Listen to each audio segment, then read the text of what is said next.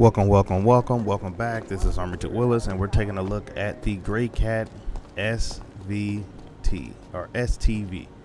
I believe it's STV. This one here I have in green, but it actually comes in a variety of colors, which I will show you guys later. But right now we're just looking at getting inside the vehicle and checking out how the vehicle looks. As you can see from here, I will show you later, it's a very different view inside the vehicle than what we see when we're in the PTV. It comes in a very Jeep-like flavor. If you look at it, it resembles a Jeep. You feel like it's a Jeep more so than you do with the Cyclone, which is actually quite a bit bigger than this vehicle. So this falls in between a PTV and Cyclone size, but the PTV is expected to be updated, so it will also have a size equivalent to this, and it'll come in 3 flavors. So you'll get the PTV, you'll get the STV, and you'll get the CTV, which is the cargo variant. So you'll have your personal transport vehicle, you have your sport transport vehicle, and you'll have your cargo transport vehicle. So this is just me giving you an idea of what it's like to drive. It does max at 40. It's got some really good suspension. In terms of driving it, it doesn't have the drop a dime turn, the skid steer that you would have in the Mule, but it does handle a lot better than I think the Cyclone does. So that's something to note. As you can see, I have the little marine bobble marked in this vehicle. That's because it does come with the little token slot where you can put stuff that you want in there. As you can see, I did roll the vehicle as well while driving. But you have the auto flip, and then I decided to go slower just so you guys can kind of see how this vehicle handles over rough terrain. It's very much a rough terrain vehicle and meant to handle. It's got a decent amount of health as well, so you don't have to worry about damaging and blowing up the vehicle. I'd say be cautious, but not too overly cautious as you would be in a PTV. In terms of the tire, it is currently not interactable, but I expect that to change once we get cargo refactor and some other things. But as I pull up here, I'm going to show you guys what you can see with this vehicle. So it does have component access. I like where they put the component access. It kind of makes sense. It does have access for 2 personal storage boxes as well. And then you also have access to lighting, actual stowage on the vehicle, and much more. So if you guys just stay tuned and enjoy the show, you'll get an idea of a lot of information from this vehicle. Later on in the video, you'll see me talk about the PTV in comparison to this. I'll pull out both and kind of put them side by side so you guys can get an idea of just how much different they are. But enjoy, and I'll be back a little bit later.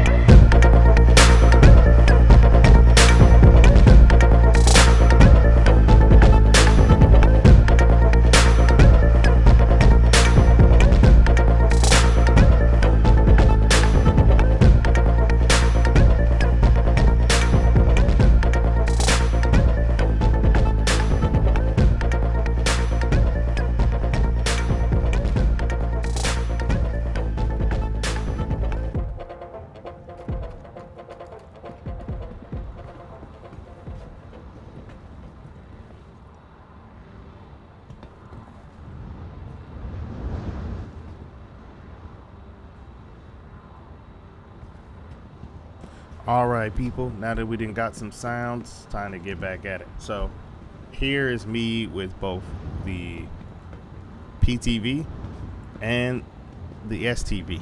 And as you can see in comparison, compared to the PTV, the STV is significantly larger. But if I were to put a Cyclone next to it, which I'll do in a later video when I pull out a bunch of vehicles, when I have a bunch of people around to assist with this, but as you can see in comparison, there's a significant difference between this one and that one in terms of size. Height wise, they're just about the same height. So if you were barely able to fit a PTV in the vehicle before, you will not be able to fit the STV if size is an issue. Now I'm gonna go ahead and close up the 400i so you guys can see that there's no glitching or anything. It fits perfectly fine. You could drive it in directly center if you want to make sure there's room for both people to get in, or you can offset it. I like to offset it just to make sure I can reach the button and be able to get out. But the original PTV took up 6 SCU worth of space in this vehicle. So just judging by the size of this one, I'm gonna say it's gonna take up roughly half your SCU, if not a little under half your SCU. So somewhere between 15 to 20 SCU worth of space. So if you wanted to just bring the STV and have cargo, there's enough room for that. If you wanted to bring 2 STVs so that your 3-4 man crew could all go out and explore, that's a possibility as well. It'll be a tight fit, but you won't be bringing any additional cargo, as you can see in the 400i. Later, I'm going to do a bunch of other videos using other vehicles to show you guys some stuff, but this is just the purpose of this one. A little later, you'll see me looking over the lights, and the reason why I'm looking over the lights is because if you look at the tail lights, they carry a very similar design to the Rivian headlights and tail lights. And then if you look inside the tail lights, look at the design of the headlights, you'll see similarities to the Hyundai Ioniq 5 with the pixelated look. I think they drew design cues when they made this vehicle from both of those vehicles, as well as the Rivian and as well as Jeep, in the most obvious of fashions.